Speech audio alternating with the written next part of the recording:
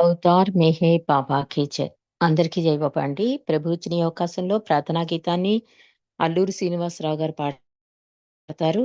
Book reading అనంతరం హారతి బాలరాజు గారు ఇస్తారు. జై బాబా అండి. శ్రీనివాస్ గారు. జై బాబా అండి మేడం.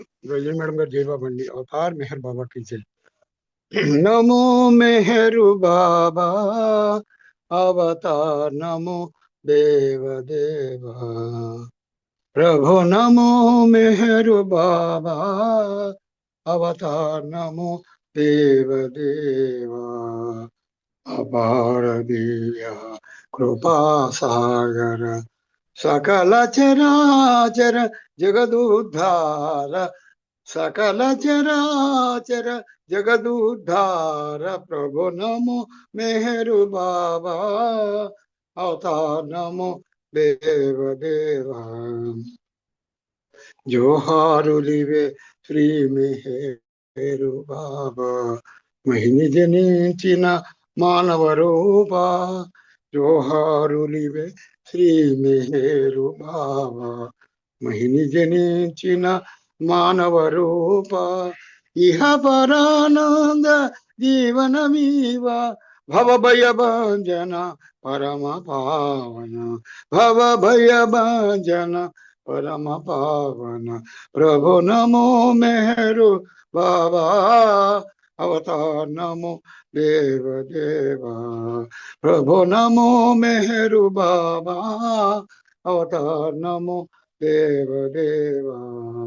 అజ్ఞానాంధత అంతము చేసి దివ్య విజ్ఞాన దృష్టి నొసగి. అజ్ఞానాంధత అంతము చేసి దివ్య విజ్ఞాన దృష్టి నొసగి. హరిషడ్వర్గము అంతరింపగా హరిషడ్వర్గం అంతరింపగా అవ్యయ మోక్షం అనుగ్రహింపుము. అవ్యయ మోక్షం అనుగ్రహింపుము. ప్రభు నమో మెహరు బాబా అవతార్ నమో దేవదేవా. ప్రభు నమో మెహరు బాబా అవతార్ నమో దేవదేవా. థ్యాంక్ యూ అండి రజనీ మేడం గారు. జై బాబా అండి. అందరికీ జై బాబా అండి. జై బాబా అండి అందరికీ. అవతార్ మెహర్ బాబాకి జై. చక్కటి ప్రార్థనా గీతంతో ఈరోజు సహవాస్ ప్రారంభించినందుకు జై మెహర్ బాబా. జై బాబా.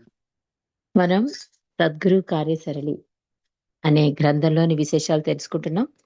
నిన్నటి రోజు 15వ అధ్యాయం విమోచనం అని 1957 విశేషాలు మనకి తెలియజేస్తున్నారు.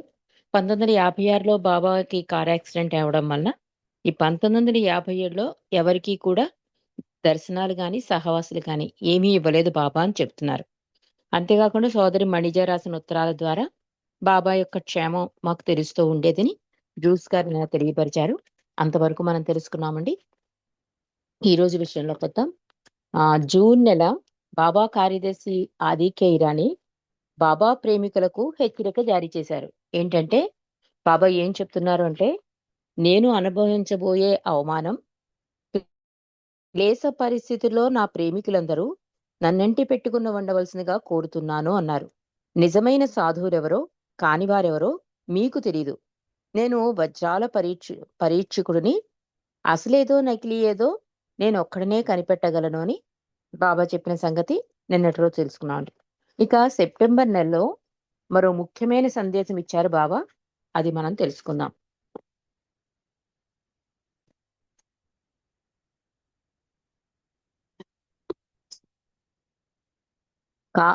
కాల మేఘాలు కమ్ముకుంటున్నాయి. కాలం మేఘం బ్రద్దలయ్యే సమయం చాలా దగ్గరలో ఉంది. దాని తాకిడినంతా నేను భరించాలి. దాన్ని భరించడం అంటే ఏమిటో మీరు తెలుసుకోలేరు. ఈ భూమి మీద నరకమే వచ్చి నా మీద పడినట్లుంటుంది. ఈ మేఘం నా మీద పడిన నా కొంగు గట్టిగా పట్టుకుని ఉంటే నా పనిలో పాల్గొనే అదృష్టం మీకు కలుగుతుంది. ప్రపంచంలో వినాశకరమైన మారణాయుధాలు తయారయ్యాయి. ఒక దేశం మరో దేశంపై యుద్ధానికి కాలు దువ్వుతోంది. ఏ క్షణంలోనైనా ముప్పు వాటిల్లవచ్చు. ఇదంతా నా ఆంతరిక కార్యక్రమం యొక్క ఫలితమే అన్నారు బాబా. దీని గురించి సప్లిమెంటరీలో కూడా తెలియపరుస్తున్నారండి. అది కూడా మనం తెలుసుకుందాం. ఏంటంటే మెహర్ బాబా చెప్పిందే. ఇది ఎలిజబెత్ ప్యాటర్సన్ జూసికి షేర్ చేశారట. అది మనకు చెప్తున్నారు. శాస్త్రవేత్తలు ఆకాశాన్ని అధిగమించి వెళ్ళలేరు. దాని వెనక అనంతతత్వం ఉంది. భౌతిక శక్తి కేవలం ఆకాశం వరకే ఉంది. సినిమాలు ఎన్నో మార్పులు చెందుతాయి.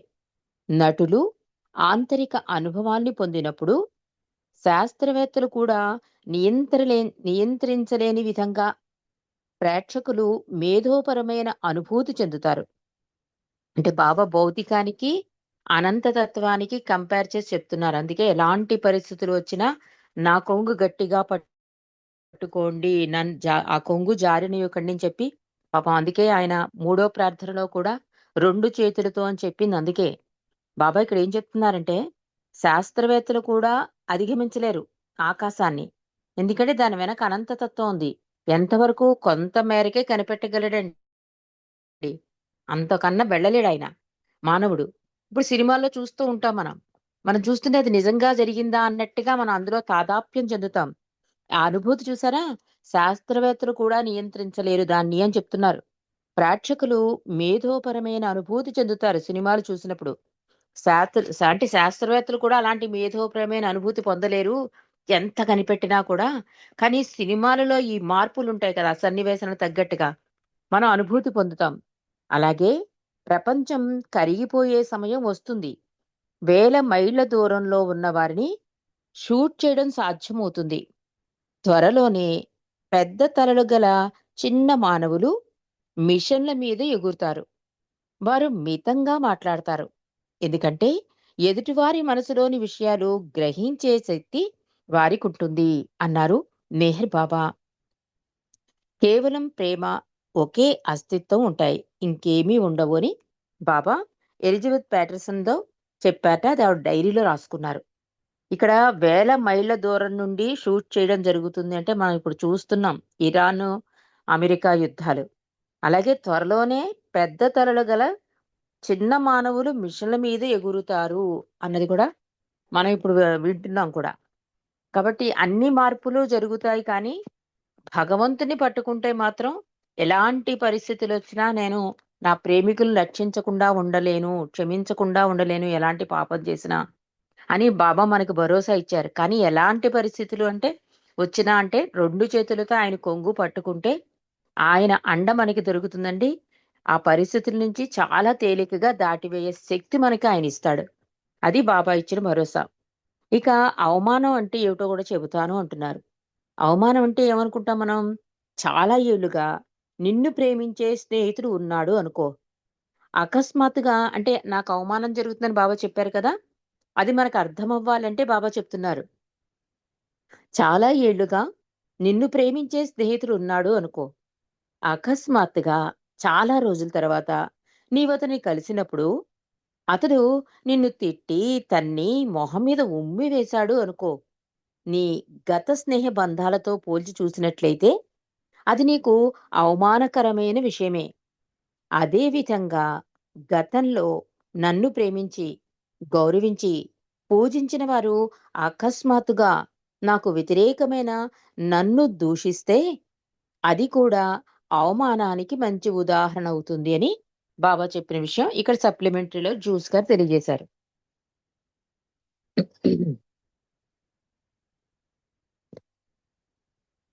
ప్రణయ కాలంలో ప్రపంచం నరక బాధ అనుభవించింది. శాస్త్రవేత్తలు, రాజకీయ నాయకులు కూడా యుద్ధం కనుక జరిగితే ప్రపంచమంతా నాశనమైపోతుంది అంటున్నారు. నా ఆలోచనలనే వారు ప్రతిధ్వనిస్తున్నారు. నా ఆలోచనలనే వారు ప్రతిధ్వనిస్తున్నారు. అయితే నేను ప్రపంచాన్ని నాశనం అవనివ్వను. 700 సంవత్సరాల తర్వాత నేను మళ్ళీ రావలసి ఉంది అన్నారు మెహర్ బాబా. బాబా ఇంకా ఇలా తెలియజేస్తున్నారు. జరగవలసింది నెరవేరడానికి నేను పనిచేస్తున్న నా అవతరణను ఎరుకపరిచే మహత్తరమైన శక్తి విడుదల అవుతుంది. దాని ఫలితంగా ప్రజలలో సాధారణమైన మేల్కొల్పు, ఆత్మ సాక్షాత్కారం కలుగుతాయి. ప్రస్తుతపు నా శరీర బలహీనత దృష్ట్యా ఎవరి సహాయం లేకుండా పనులు చేసుకోలేకపోతున్నాను. రాబోయే ఉపద్రవ సమయంలో నా మతి తప్పకుండగానే మానసికంగా నిస్సహాయుడినవ్వచ్చును. అప్పుడు మీరు నా కొంగు గట్టిగా పట్టుకుని ఉండలేకపోవచ్చును అన్నారు మెహర్ బాబా. ఎందుచేతనంటే అప్పటి పరిస్థితులు అలా ఉంటాయి. నేను అనంత కృపామయుడు కనుకనే చెప్పిందే మళ్ళీ మళ్ళీ చెబుతున్నాను. నా మాటలు జ్ఞాపకం ఉంచుకుని నన్ను అంటిపెట్టుకుని ఉండండి. ఇప్పుడు హఠాత్తుగా పెద్ద భూకంపం వచ్చింది అనుకోండి.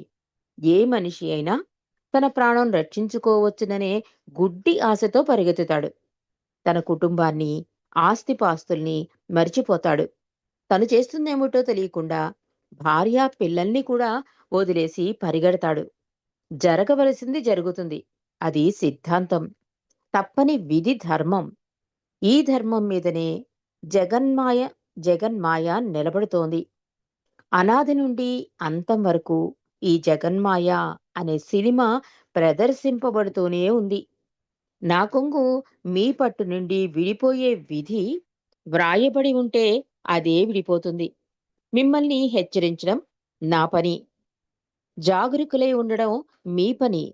ఈ మాయలో ఏ క్షణంలోనైనా మీరు మరణించవచ్చు. ఈ మాయా జీవితానికి పూచీ లేదు. ఏ క్షణంలో ఏం జరుగుతుందో ఎవరూ తెలుసుకోలేరు. భగవంతుడు తప్ప మిగిలినదంతా మాయ. ఈ ప్రపంచం, దాని వ్యవహారం ఎంత సారహీనమంటే సారం లేదనడానికి కూడా అర్థం లేదు. అంటే అంత భ్రాంతిమయమైంది ప్రపంచం అని చెప్తున్నారు బాబా. అంటే ప్రతిదానికి కంగారు పడిపోతాం మనం. చిన్న చిన్న వాటికే. ఇలాంటి పెద్ద ఉపద్రవాలొస్తే అందుకనే బాబా నా కొంగు గట్టిగా పట్టుకోండి. నన్ను నిత్య సహచరుని చేసుకోండి. నా మీదే ఆధారపడండి. ఇవన్నీ దేనికి దారి తీస్తాయంటే ఇలాంటి పరిస్థితుల్లో ఉన్న తండ్రి అండ నాకుంది అనే ధైర్యంతో హ్మ్. జీవితాన్ని ముందుకు తీసుకెళ్ళాం. అంటే ఇవన్నీ కూడా మన కర్మఫలం. మొత్తం ప్రపంచం రాసిన విధిరాత ఇవన్నీ ఉంటాయి. మనకి సంబంధం లేకపోయినా మనం కొన్ని కొన్ని పరిస్థితుల్లో ఇబ్బంది పడవలసుంటుంది. ఫ్లైటే ఉందనుకోండి, కూలిపోయిందనుకోండి, అందులో మంచివాళ్ళు కూడా ఉంటారు. మరి మంచివాళ్ళున్నప్పుడు ఆ ఫ్లైట్ సేవ్ అవ్వచ్చు కదా! అంటే అది కర్మఫలం అలా నడిపిస్తూ ఉంటుందన్నమాట. కాబట్టి బాబా ఏం చెప్తున్నారంటే నేను ఎన్ని సార్లు ఈ మాటలు చెప్పినా కూడా, ఎంత సారహీనమని చెప్తున్నా కూడా మీకర్థమవ్వాలంటే, సారం లేదనడానికి కూడా అర్థం లేదు అని చెప్తున్నారు. అంటే అంత ఈ జీవితం ఒక మాయా సినిమా అని చెప్తున్నారు బాబా. సినిమా హాల్‌లో ఉన్నంత సేపు మనం ఏమవుతున్నాం అందులో ఇన్వాల్వ్ అయిపోతాం. బయటకొచ్చాక అన్నీ మర్చిపోయి మళ్ళీ మన జీవితంలోకి ముందుకెళ్ళిపోతాం. అంతేగాని ఆ సినిమా సీన్‌లే గుర్తు తెచ్చుకొని ఆపేసుకోం కదా జీవితాన్ని. అలాగే ఈ ఈ ప్రపంచం, ఈ సంఘటనలు ఇవన్నీ కూడా సారహీనమైనవి. భగవంతుడొక్కడే సత్యం అని చెప్తున్నారు. నన్ను తెలుసుకోవడం, నన్ను పొందడం అంటే అది తమాషా కాదు. అంతర్దృష్టి కలవారు, యోగులు కూడా నా లోతుని గ్రహించలేరు. అతి నిమ్న స్థాయి నుండి అత్యున్నత స్థితి వరకు ఒకవైపు మాయ ఆవరించి ఉంది. రెండో వైపు యథార్థ ఏకైక సత్యం ఉంది. ఈ రెండింటి మధ్య పూర్తి వినాశనం అంటే ఫనా ఉంది. ఎవరి మతానుసారం ఆ షరియత్తు వారు జీవించినట్లయితే 6 స్థితులు కలిగిన జ్ఞాన మార్గంలో ప్రవేశిస్తారు. అయితే ఈ తరీకతికి ఫనాలోనే అంత ఉంది. అంటే మీకు బాగా అర్థమవ్వాలంటే ఉదాహరణకి నీ శరీరమే నీ అహం అనుకో. నీ శరీరం 6 చైతన్య భూమికలను చేరుకునేలోగానే పూర్తిగా పోవాలనుకో. నీ నోటితో నువ్వే నీ శరీరాన్ని ప్రతి భూమికలోనూ కొంచెం కొంచెంగా కొరికి తినేయాలి. చివరికి నీ నోటినే నీ నోరు తినేయాలి. ఇదే అంతిమ ఫన. నా సహాయం లేనిదే నన్ను పొందడం సాధ్యం కాదు అన్నారు అవతార్ మెహర్ బాబా. ఇక్కడ మనకి ఉపాసిని మహారాజు కూడా చెప్తారు. ఒకటి ఎగ్జాంపుల్ మనకు అర్థమవ్వాలంటే ఒక ఒక స్టేజ్ నుంచి ఇంకో స్టేజ్‌కెళ్ళాలంటే ఇప్పుడు ఒక చిన్న జీవి ఉందనుకోండి. అది పెద్ద జీవికి ఆహారంగా వెళితేనే అంటే పూర్తిగా సర్వార్పణ అయిపోతేనే ఆ జీవంత దానిగా అవ్వగలదు. ఇప్పుడు బంగారమే ఉంటుంది. మనం ఇచ్చిన వెంటనే వాడు షాపు ఓనరు ఆ బంగారాన్ని తన దగ్గరున్న బంగారంలో కలపడు. మనం తెచ్చిన బంగారాన్ని సుత్తితో కొడతాడు. బోలెడు టెస్ట్‌లు అయ్యాక తన బంగారంలో కలుపుకుంటాడు. అలాగే ఒక మానవుడు భగవత్ సాక్షాత్కారం పొందాలన్నా, ఒక మార్గంలో పయనించాలన్నా చాలా ఆటుపోటులుంటాయి. వాటినన్నిటినీ తట్టుకోవాలి అంటే మనం ఏం గ్రహించాలి? జీవితాన్ని సాధారణంగా భగవంతుణ్ణి సీరియస్‌గా తీసుకుంటే ఎలాంటి ఆటుపోటులొచ్చినా కూడా తేలిగ్గా దాటివేస్తామట. అది బాబా చెప్తున్నారు. నీ నోరుని నువ్వే తినేయాలి అంటే అంత సర్వార్పణయిపోవాలి. భగవంతుడికి ఇచ్చేసింది సోదరిమణిజో, మనసారో చెప్తారు. ఒకసారి ఆయనకి అర్పణ చేసేసాక, అది ఆయన వస్తువయిపోయాక, ఇంక నీది అన్నది ఏదుంది అని అడుగుతుంది రోడా దుబాష్ విషయంలో. ఆవిడకి కళ్ళు పోతాయి. చాలా లైఫ్‌లో చాలా బాధలు పడతారు. కానీ ఆఖరి స్టేజ్‌లో మాత్రం రోడా పాపం మనసారి దగ్గర బాధపడుతుంది. ఇంకా ఏం జీవించి ఉండాలి? సర్వం నేను బాబాకిచ్చేశాను. ఇందుకు నన్ను తీసుకెళ్ళిపోవచ్చు కదా బాబా అంటే, అప్పుడు మణిజ చెప్తుంది. సర్వం ఇచ్చేశాననడంలోనే ఇంకా నీది అనేది నీ దగ్గర ఉన్నది అనిపిస్తోంది నాకు. ఒక ఎగ్జాంపుల్‌గా నీ కళ్ళు గాని, మొత్తం శరీరం అంతా ఇచ్చేశాను అంటే, నీ కళ్ళు, నీ చేతులు, నీ కాళ్ళు అన్నీ ఆయనకి అర్పించేసినట్టే కదా! అది ఆయనదే అయినప్పుడు కళ్ళు తీసుకుంటేనే, కాళ్ళు తీసుకుంటేనే, చేతులు తీసుకుంటేనే అది ఆయన వస్తువు ఆయన తీసుకున్నారనుకుని జీవితాన్ని ముందుకు తీసుకెళ్ళాలి తప్ప, అదే నిజమైన విధేయత, అదే నిజమైన సర్వార్పణ తప్ప, మిగిలినదేది కాదు. అంటే ఆయనకిచ్చేసాక ఇంక మనది అవ్వదు కదా అది. అది ఆయన వస్తువు. ఆయన చెంపుకుంటాడో అంతా ఆయన ఇష్టం అయినప్పుడు ఇంక మనకి బాధ కలగదు అని చెప్పి చాలా అద్భుతంగా చెప్తారు మనసారి. అలాగా ఇక్కడ బాబా కూడా ఏం చెప్తున్నారంటే, ధూళిగా మారిపోమన్నది కూడా హఫీజ్ మహాకవి అందుకే. విధేయత అంటే నీ మించి నువ్వు దూకమంటే ఎలా దూకగలవు? అలాంటివన్నీ చేయవలసొస్తుంది. తప్పదు. నీకు అలాంటి పరిస్థితిలో ఉన్నప్పుడు సద్గురువు సహాయం అందితే, పూర్తి సర్వార్పణ అయితే ఇవన్నీ చేయడానికి సాధ్యమవుతుంది. కాబట్టి ఈ ఫనా స్థితి రావాలంటే అది కూడా నా సహాయం లేనిదే నీ నన్ను పొందడం సాధ్యం కాదు అంటున్నారు. అందుకే ప్రతి క్షణం, ప్రతి సెకను ఆ 3 ప్రేయర్స్‌లోనూ బాబాని పొందడానికి ఆస్కారం ఉంటుందండి. నిత్య సహచరణ చేసుకున్న ఆస్కారం ఉంటుంది. ఆయన ఇచ్చిన అంగీకరించిన ఆస్కారం ఉంటుంది. పొద్దునొకసారి, రాత్రొకసారి ఆయన్ని తలుచుకుని, చేసేదంతా ఆయనే అనుకున్నప్పుడు కూడా ఆయన్ని పొందడానికి ఆస్కారం ఉంటుంది. ఇవన్నీ కూడా బాబా ఇచ్చిన సందేశాలే కాదు, ఆయన సూచించి ఆచరించిన విధానాలే కాదు, ఏదైనా సరే ఆయన్ని పొందడానికి అది కూడా నిజాయితీగా 7 రియాలిటీస్‌లో పాటిస్తే కనుక అది సాధ్యమవుతుంది. కానీ ఆ కృపా వర్షం ఆయన కురిపించాలి అంటే మనమేం చేయాలి? నిరంతర నామస్మరణ చేస్తే ఆ కృపా వర్షం వలన అవన్నీ ఆచరించడానికి అవకాశం ఉంటుంది. అప్పుడు ఆయన్ని పొందడానికి క్షణాల్లో జరిగిపోతుంది. అందుకే బాబా ఏం చెప్పారు? చిట్ట చివరి వరకు నా కొంగు పట్టుకుంటే ఈ భూమికలు, ఇవన్నీ అవసరం లేదు. కళ్ళకి గంతలు కట్టి తీసుకెళ్ళిపోతాను. నేనెన్నో భూమికలో ఉన్నాను. నేను ఆ భూమికలు దాటానా? ఈ సబ్జెక్ట్ మీకు జస్ట్ తెలియపరచడం కోసమే గాని, అంటే ఒక ఆత్మ ప్రయాణం ఎలా ఉంటుంది అన్నది గాడ్ స్పీక్స్ చెప్తుంది. అంతేగాని నన్ను ప్రేమించాలంటే నువ్వు ఆహ్, నీ జీవితంలో ఆచరణగా చెయ్యాలి. గాడ్ స్పీక్స్ చదివేసినంత మాత్రాన నీకు భగవత్ సాక్షాత్కారం జరగదు అని బాబా చెప్తారు. నిరంజన్ సింగ్‌కో ఎవరికో. నువ్వు తిరిగేసి చదివేసినా, 100 సార్లు చదివినా గాడ్ స్పీక్స్ ఏంటి? భగవంతుడంటే ఏంటి? భగవంతుడు చేరే విధానం ఏంటి? నువ్వెవరు అన్నది తెలుస్తుంది గాడ్ స్పీక్స్‌లో. కానీ నన్ను పొందాలంటే మాత్రం ఏం చేయాలి? ఆయన్ని నిత్య సహజం చేసుకోవాలి. ఆయన ఇచ్చిన అంగీకరించాలి. ఆయన కృపకు పాత్రులమవ్వాలి. ఇవన్నీ ఉన్నాయండి. అందుకని బాబా అంటున్నారు చాలా కష్టము నన్ను తెలుసుకోవడం, నన్ను పొందడం అంటే తమాషా కాదు అంటున్నారు బాబా. అంటే జీవితంలో ఏం జరిగినా కూడా, అయ్యో! బాబాని ఎంతలా ప్రేమిస్తున్నానే నాకే ఈ పరీక్ష అన్న ప్రశ్న ఉండకూడదండి. ఫస్ట్ ప్రశ్న అదే వేస్తాం మనం. ఇన్ని ప్రేయర్స్ చేసుకుంటున్నాను, ఇన్ని సహవాసాలకెళ్తున్నాను, ఇన్ని సార్లు మెహరాబాద్ ఎళ్తున్నాను. కానీ జీవితంలో చిన్న కష్టమొస్తే మళ్ళీ వెంటనే క్వెషనేస్తాం. ఆ క్వెషన్ రాకుండా ఉండడంతోనే స్టార్ట్ అవ్వాలి విధేయత. అందుకే చాలా కష్టము అంటున్నారు బాబా. కాబట్టి నా సహాయం లేనిదే నన్ను పొందడం సాధ్యం కాదు అని కూడా బాబా చెప్పేశారు. ఇక ఆగస్టు 19న సోదరి మణిజ నా ఉత్తరానికి జవాబిస్తూ బాబా చెప్పిన వివరణను తెలియజేసింది. బాబా కార్య విధానాల అంతరార్థం మనం గ్రహించలేం. ఆయన ప్రకటనలోని వైవిధ్యం ఆయన కార్యక్రమంలోని ఒక భాగం. ముఖ్యంగా ఆయన కార్యక్రమం తన సన్నిహితులైన కూటమికి, ప్రేమికులకు సంబంధించి ఉంటుంది. అలాగే ఆయన ఎడల అకుటిన్ అకుంఠితమైన విశ్వాసం గలవారికి ఆయన శక్తులను నిర్ధారించడానికి ఏ విధమైన రుజువులు అవసరం లేదు. అయితే నిమ్న స్థాయి సాధకులు మహత్తులు చేస్తూ ఉండవచ్చు. తమకు ఏ విధమైన శక్తులు లేకుండా భగవంతుణ్ణని ప్రకటించుకుని జన సమూహాల్ని ప్రోగు చేసుకునే వారిని అనుసరిస్తే నష్టమే తప్ప ప్రయోజనం ఉండదు.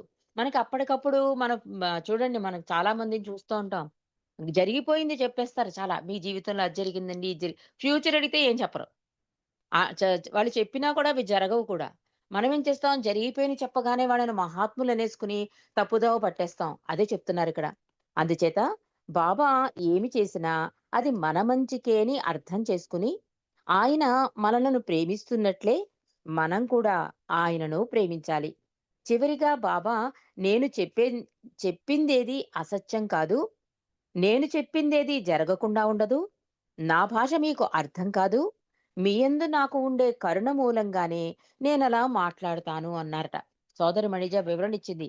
ఈ హెచ్చరిక ఉంది కదండీ! ఫైనల్ డిక్లరేషన్‌లో చాలా భయమేస్తుంది మనం చదువుతుంటే కూడా. అంటే నా భాష, మీ భాష అంటూ బావ చెప్తారు. ఆఖరికి చివరన ఏమన్నారు? నా కొంగు అంటి పెట్టుకుని ఉంటే ఇవేమీకు సంబంధం ఉండకుండా ఆహ్, నేను తీసుకెళ్ళిపోతానని బావ హామీ కూడా ఇచ్చారు. 'మై విష్‌లో' ఇచ్చిన ఆఖరి హామీ అదియే. కాబట్టి ఇక్కడ సోదరి మణిజ కూడా ఏం చెప్తోందంటే, బావ తెలియపరిచినా కూడా, ఎలాంటి పరిస్థితులొచ్చినా కూడా, అర్థం కాని భాషలో చెప్పినా కూడా, ఆయన కరుణ వెన్నంటే ఉంది మన వెన్నంట. ఆయన మనల్ని ప్రేమిస్తున్నారు కాబట్టి, మనం కూడా ఆయన్ని ప్రేమిస్తే, ఇవన్నీ మనకి భయం కలిగించవు. అంటే ఏది కూడా మనకి ఆందోళనకు గురి చేయదనమాట. కాపోతే మనం ఇవన్నీ ఆలోచిస్తే చాలా భయమేస్తుంది. రోజు గడవడమే కష్టంగా అనిపిస్తుంది. ఎందుకంటే జీవితంలో చిన్న చిన్న వాటికే మనం అంటే అందులో సీరియస్‌గా తీసేసుకుంటాం. దానివల్లే కదా ఇన్నిన్ని దారుణాలు జరుగుతున్నాయి. చిన్న చిన్న విషయానికే సూసైడ్‌లు, డైవర్స్‌లు ఎన్ని వింటున్నాం మనం. చాలా వింటున్నాం. ఘోరాలు వింటున్నాం. ఇవన్నీ వింటున్నాము అంటే బాబా ముందే చెప్పేశారు. పరిస్థితులన్నీ తారుమారైపోతాయి. చాలా దారుణమైన పరిస్థితులొస్తాయని. కానీ వాటికి అతుక్కోకుండా నువ్వు ముందుకెళ్ళిపోవాలి అంటే నన్నంటి పెట్టుకొని ఉండు. ఎందుకంటే ఆయన మనల్ని ప్రేమించాడు కనుక, ఆయన ప్రేమ మనకి కావాలి అంటే నిరంతరం ఆయన నామస్మరణ చేసుకోవడం, ఆయన చెప్పినట్లు చేయడం, ఆయన చేసినట్లు కాకుండా ఆయన సంతోషాన్నే కోరితే కనుక, ఆ ప్రేమని మనం తిరిగి ఆయనివ్వడానికి అవకాశం ఉంటుందని సోదరి మణిజ చెప్తున్నారండి. ఇంకా అక్టోబర్‌లో మెహ్రా రాసిన ఉత్తరంలో ఏముంది అంటే, డాక్టర్లు ఎంత ప్రయత్నించినప్పటికీ బాబా స్థితి మెరుగుపడలేదు. బాబా పడే బాధలు ఆయన ప్రేమలో పడ్డాయని బాబా చమత్కరించారు. బాబా పడే బాధలు ఆయన ప్రేమలో పడ్డాయని బాబా చమత్కరించారు. అంటే బాధలకు కూడా బాబా ప్రేమ కావాలనిపించింట. అందుకని బాబా చమత్కరించారట.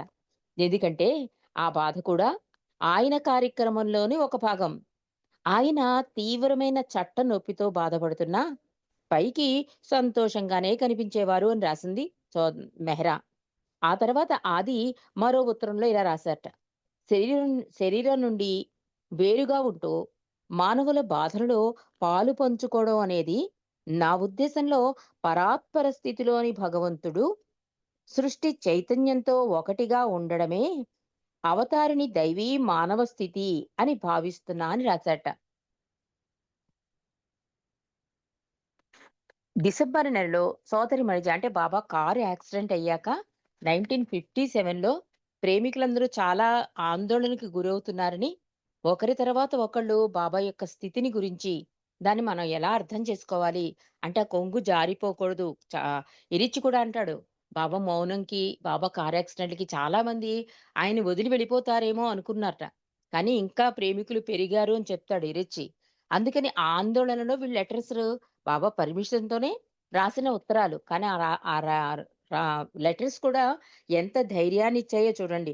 ప్రతి లెటర్‌లో కూడా మన జీవన గమ్యం, ఆ గమ్యాన్ని చేరడం కోసమే ప్రభు ఇదంతా పడుతున్నాడు అని తెలియపరిచారు. సోదరి మణిజ అయిన, ఆదికే ఇరానీ కూడా.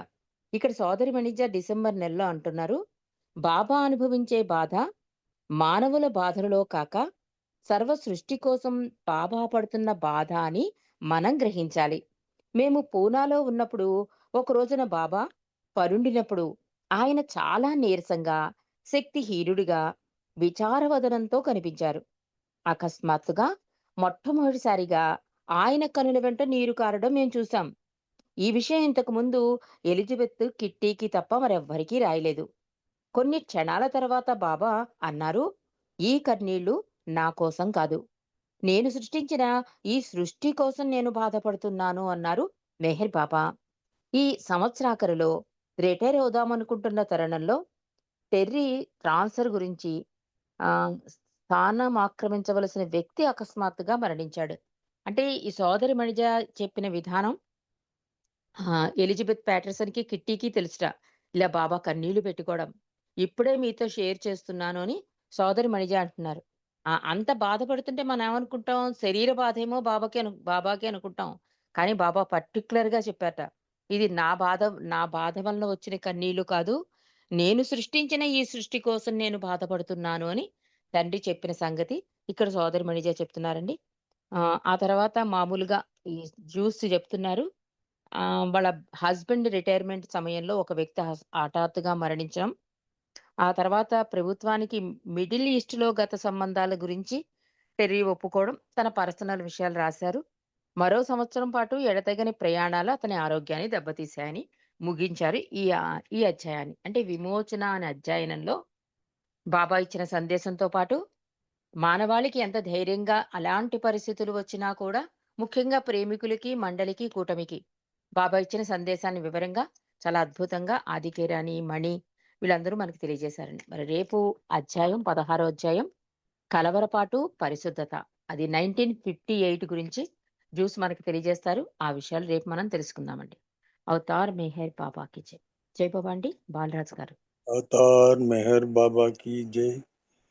देवादिदेवा प्रेम स्वभाव प्रभो मेहरु बाबा प्रियतमा मनसु आरती दे। प्रियतमा मनसु आरती दे। देवादिदेवा प्रेम स्वभाव प्रभो मेहरु बाबा ప్రియతమా మనసు ఆరతిదే। ప్రేమ జ్యోతి మా హృది వెలిగించు, కామ క్రోధముల మది తొలగించు। ప్రేమ జ్యోతి మా హృది వెలిగించు, కామ క్రోధముల మది తొలగించు। దామను వీడక నిన్ను ప్రేమించు, దామను వీడక నిన్ను ప్రేమించు। మమ్ము కరుణించవయ ప్రియతమా మనసు ఆరతిదే। ప్రియతమా మనసు ఆరతిదే। నీ దివ్య నామమే మదిని స్మరించు, నీ దివ్య రూపమే హృది తిలకించు। నీ దివ్య పదములే, నీ దివ్య నామమే మదిని స్మరించు, నీ దివ్య రూపమే హృది తిలకించు। నీ దివ్య పదములే ఆరాధించు, నీ దివ్య పదములే ఆరాధించు। మమ్ము కరుణించవయ ప్రియతమా మనసు ఆరతిదే।